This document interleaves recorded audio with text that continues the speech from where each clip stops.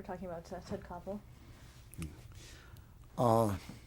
Beyond being supremely confident, I think, and this grows out of confidence, Ted is confident enough that what you see is what you get, so that he absolutely puts on no airs whatsoever, and is totally comfortable laughing at himself, and I laugh at him all the time, and he gets even all the time, and we laugh at each other in front of everybody, but is very good at being willing to admit this is what I'm not good at. He's fond of quoting Twain, and it may not even be Twain who said it. We all quote Twain whenever we don't know who said it, or Will Rogers, that everyone is ignorant just about different things.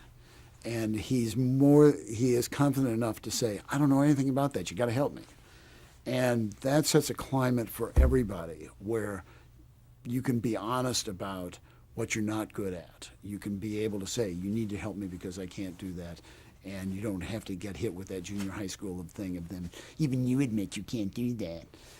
And it creates a unit, a spirit within the group that, as long as we're all honest about what we're good at and we're not good at, we will help each other and support each other, and that creates a teamwork that exists at Nightline. And part of that is often there are 6 producers working on one broadcast as opposed to 60 Minutes, where if his piece gets on, that means my piece didn't get on, and so one producer's piece is pitted against each other.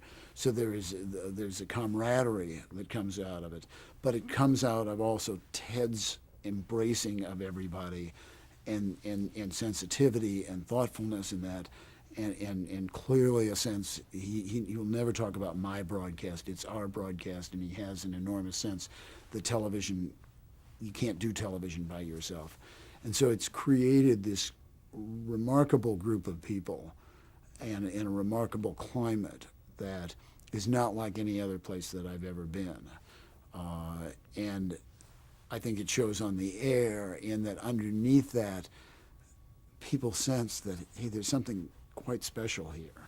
And what's quite special is Ted, the way he brings this whole team back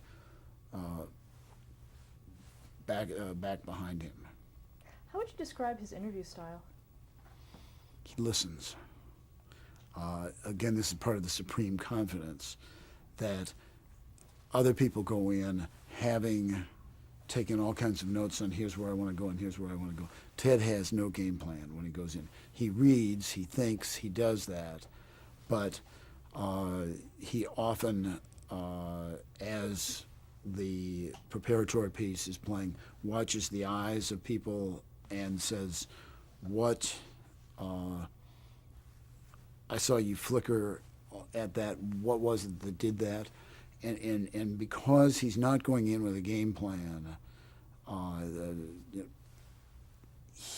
he brings out of people, they understand they're being listened to, and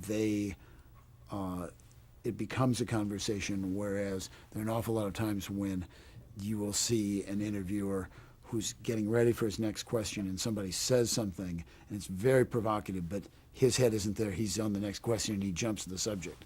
Ted will never do that. Beyond that, I think that his style and what he stands for is he will never talk down to the viewer. There is a respect for the viewer and the respect for the American people that is very special. And I think television, there are too many people who sit on the East Coast and kind of say, you got to dumb it down for the people. And there is at Nightline none of that. I mean, Ted doesn't feel that way. And at one point, a person whom he was about to interview said, now help me understand what level we're talking at, what audience are we talking at? And Ted said, we're talking to very smart 14-year-olds.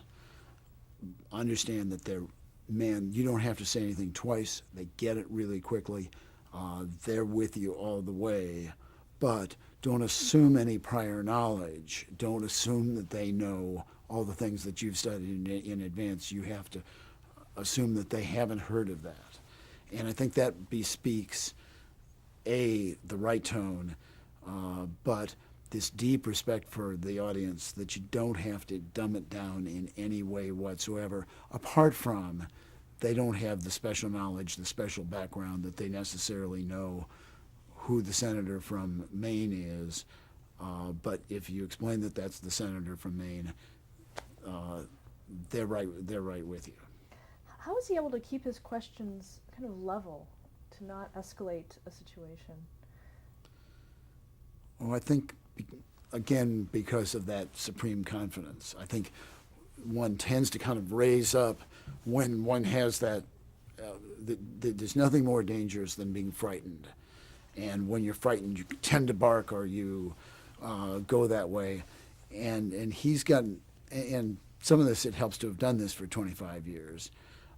But some of it helps to be Ted Koppel and the level of confidence that he knows. I mean, and there have been situations where people are screaming at each other and threatening and yelling, and he says, at base, I can handle this, and I there's a way through this, and I can do this, and on that level, his sense of responsibility is the hotter it gets, the cooler I will get, and he's extraordinarily good at that, and you just never see him rise that way when he's in that responsible position.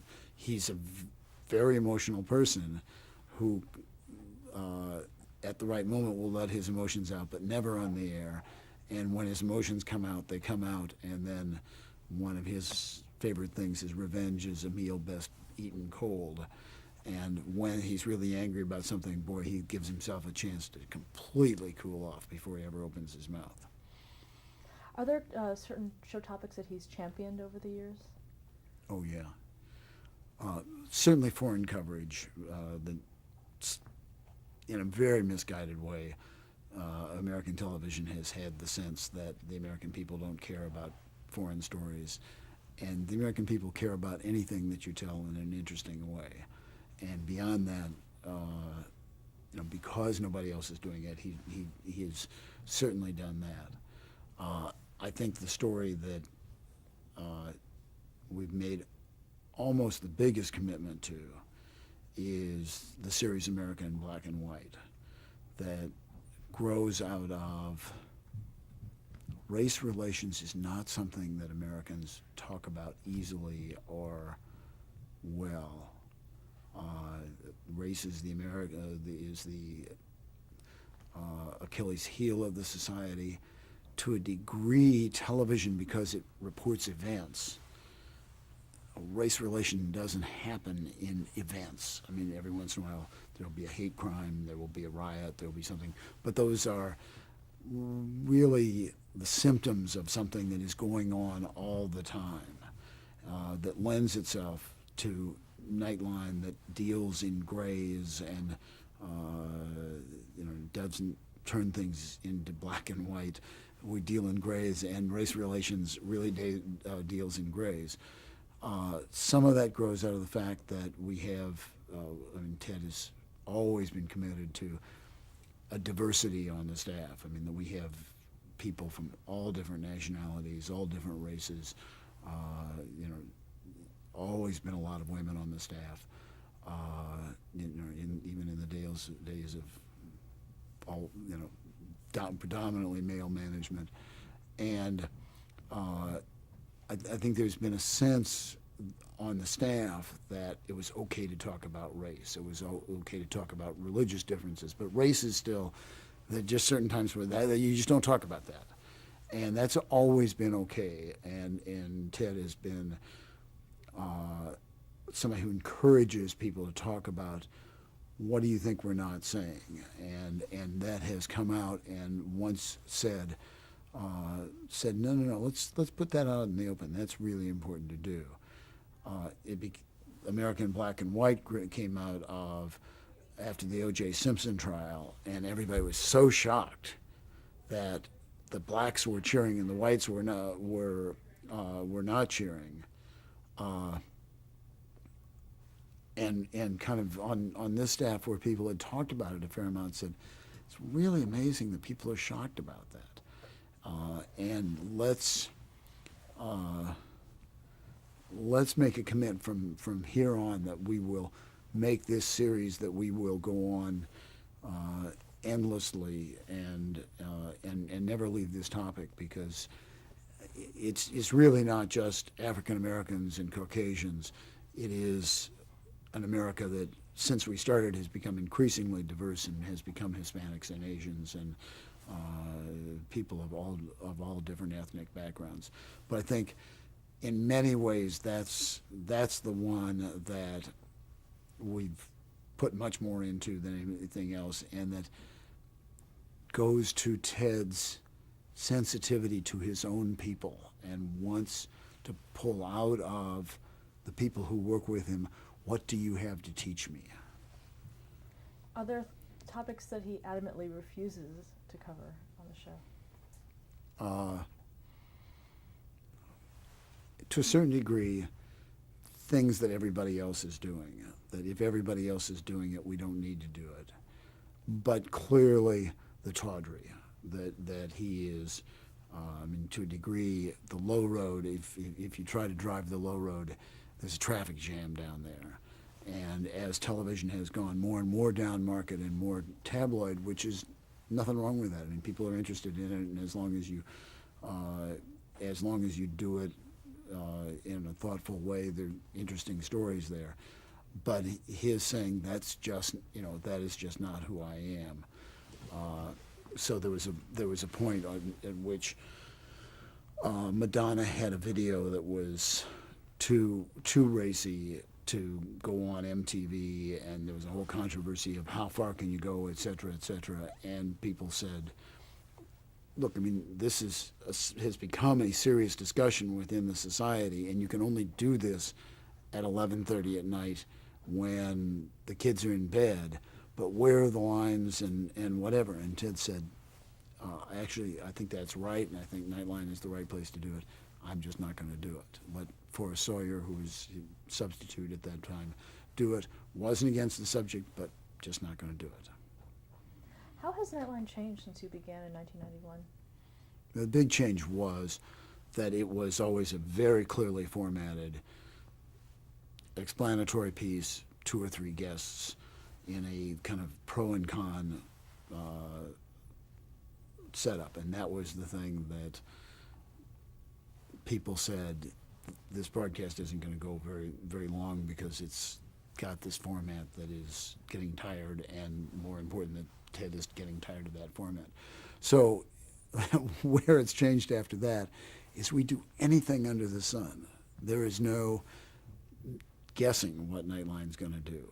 All we promise you is that if you'll watch us for half an hour, at the end of it, you'll be glad you did. And we will do just about any topic. More important, we will do it in an interesting way. We will do it in a responsible, high-minded way, in a classy way that you would expect of Koppel. And you won't be bored, and you will learn something. We will do something that you haven't seen someplace else. Rarely, I mean, say last night, the Michael Jackson trial broke at 5 o'clock at night. You had no choice but to do that, and it was going to be like what other people are going to do. There's only so much that you can bring to the Michael Jackson trial. But we've done the Michael Jackson trial a few nights before, in which what we did was compare the Michael Jackson trial to a trial that was running almost simultaneously, began and ended at the same time. That was a murder trial where a woman and her 2 children were killed, and in a brutal murder trial that was at the lower end of the economic spectrum, and the sense of betrayal almost on the part of the people involved in that trial, that one is this crazy sort of thing, and the other is, that's me. uh, see, try to.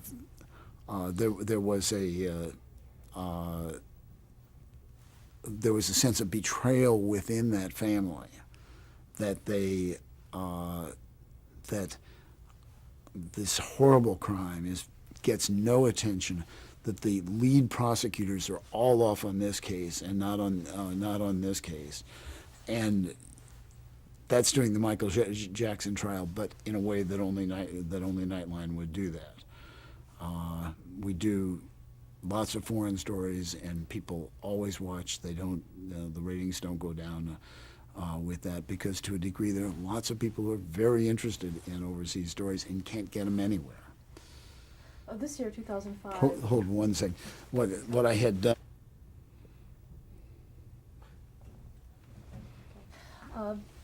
Ted Koppel is leaving Nightline at the end of this year, 2005. How did that come about? 5 years ago, we made the decision that there should be a point at which we pass off on to successors. I mean, I think the greatest fear is that it'll die with that Ted leaves, the broadcast will die, and you certainly don't want to build something for 25 years and then have it go away. So 5 years ago, we said we will build a succession and we will leave after the 25th anniversary. And the last 5 years have been spent trying to groom people, and this is part of one of the things for having a staff that has been around for a long time, that we haven't had the turnover. These are people who know how to do the broadcast. And so we've set up a situation where I like to say Nightline is 40 people and only 2 of them are leaving. And how did that come about, the decision to make it this year? Well, our contract, this was when our contracts were up, and saying,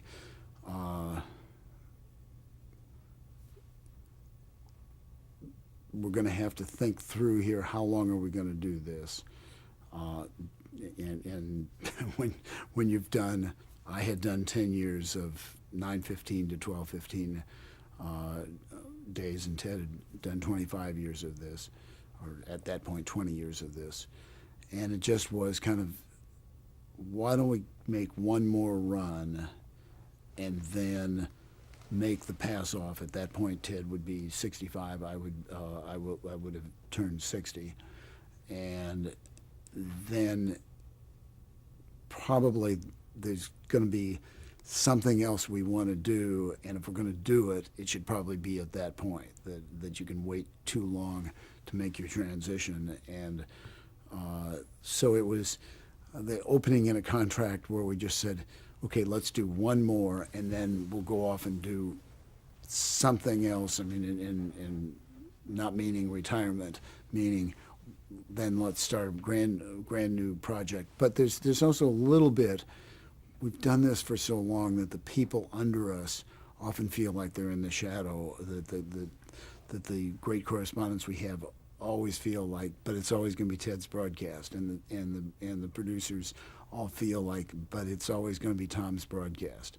And so there's a point at which I think it becomes really important for the older generation to get out of the way and pass the baton, and sense that. And I think there's this problem in the aging of America that people can stay around so long that the younger people get discouraged, and these people are too good. Who do you see as taking the baton?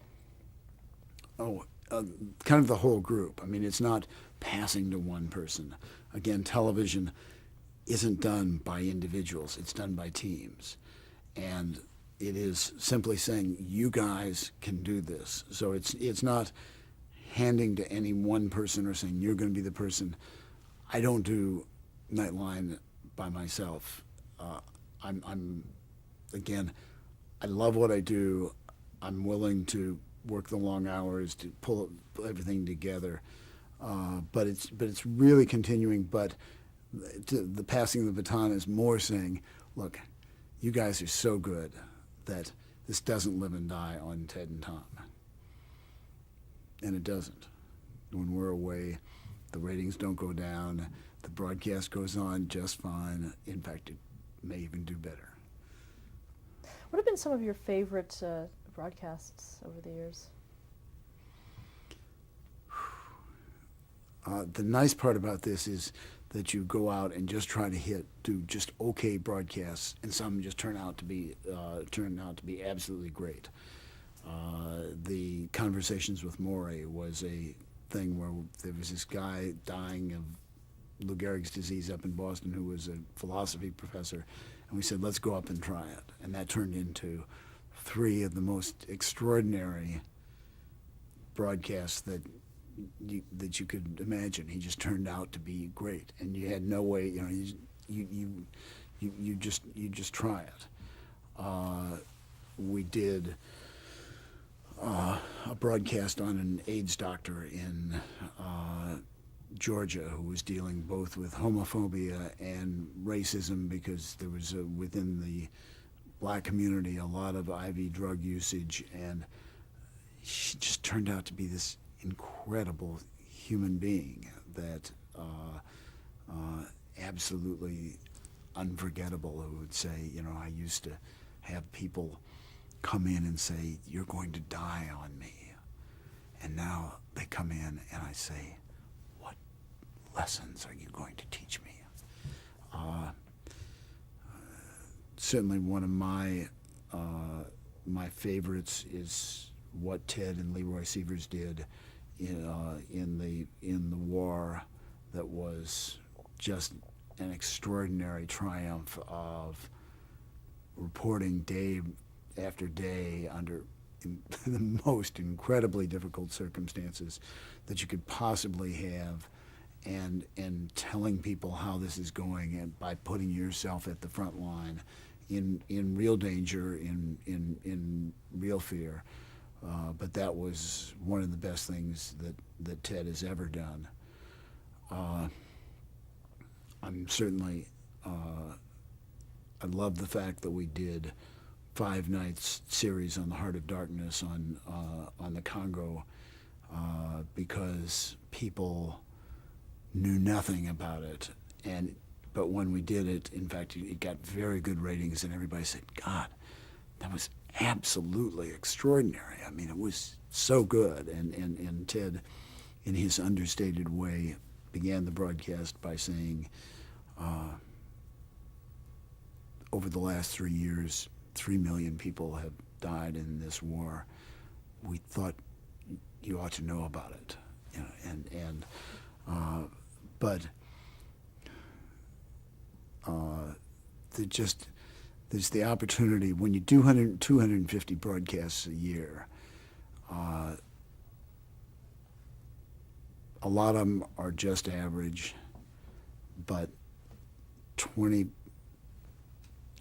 or 30 of them are really quite good, and 20 of them are really great, and you don't know which those are going to be. But when you lay down 20 great broadcasts a year, that's a real privilege. And when I say it's a plural you. You're working with a bunch of people, and what I really do is take the work that other people do and put it on the air, and remember at the end of it to say thank you, you were really great, and to appreciate it, and to say to other people, that's what we do.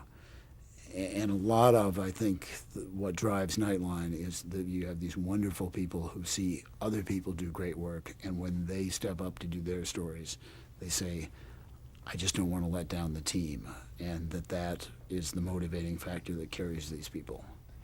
Are there any shows that you really hated?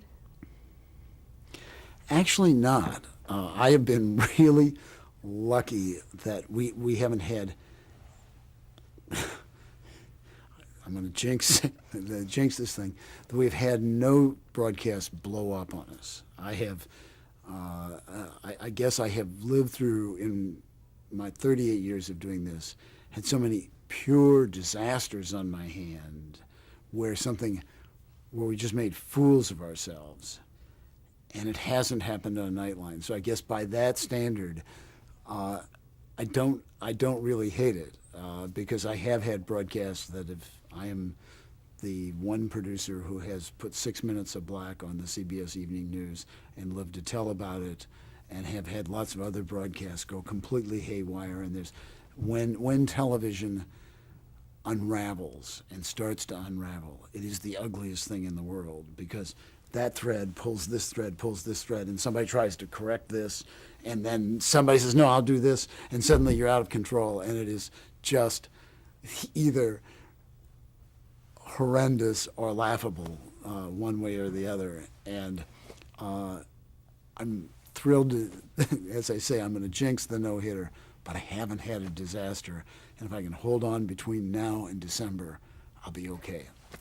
Okay, let's go back a little bit to that 6 minutes of black. We Yes. didn't cover that earlier, so Yeah. tell us a little bit about that. Oh, that was one for the history books. I don't know if I can do this short, but I'll give it a shot, and you can cut it out. We were in Miami covering the Pope, Rather and I, and the whole CBS team, and we were preceded by a early round of the U.S. Open in which that was supposed to go off the air at 6 o'clock. And normally, if there is a sports thing that's going to run over, there's a whole set of procedures for doing that. And if this, then that, and whatever, and here are the communication points between the control rooms and whatever. And somebody in the network decided, this is such a good match, I want it to go on until it's over. And about 6:10, the match was still going, and we said, we have no communication, we have no way of dealing with this. And I called and said, we're headed for a train wreck. I have no way of communicating with them. We're at a remote location, whatever. There's no procedure for this. And I talked to Howard Stringer, and at 6:15 he says, this is the first I've heard of it. I have no idea we're in this situation. So at about 6:20, Dan Rather said, look, we are out of control. What I'm going to do is, at 6:30, if you come to me at 6:30, I'll be there, but don't come to me after 6:30. I'll either we do a whole broadcast or we do a partial broadcast. Isn't going to work because we're not under control. So Dan was there at 6:30. At 6:31, he walked away, and because there was no communication whatsoever, they throw to us, and Dan's way down the hall, and I run down and get him, and we eventually get on the air. But it was one of the most painful. You do not put black on the network without just having, I can show you the scar that runs all the way across there. What kind of reaction did you get from that, from both the network and the audience? Did people think that he'd walked off the... Oh, yes. Oh, no. And Dan took all kinds of hits over that. But truth of the matter is, Dan is Jake LaMotta. He's the boxer who gets knocked down to the canvas and always gets up, and you just can't bring him down. And Dan has taken criticism for so many things that he says, no matter what, my job is to do the best I can, and I will do the best I can, and is just the unsinkable Molly Brown, and I just have undying admiration for the man. We've talked about two very memorable people in the news business. How would you like to be remembered? As somebody who loved news, and as somebody who loved the people that he worked with. Thank you so much for sharing your story with us. I know we're out of time. You need to get back to work. Okay.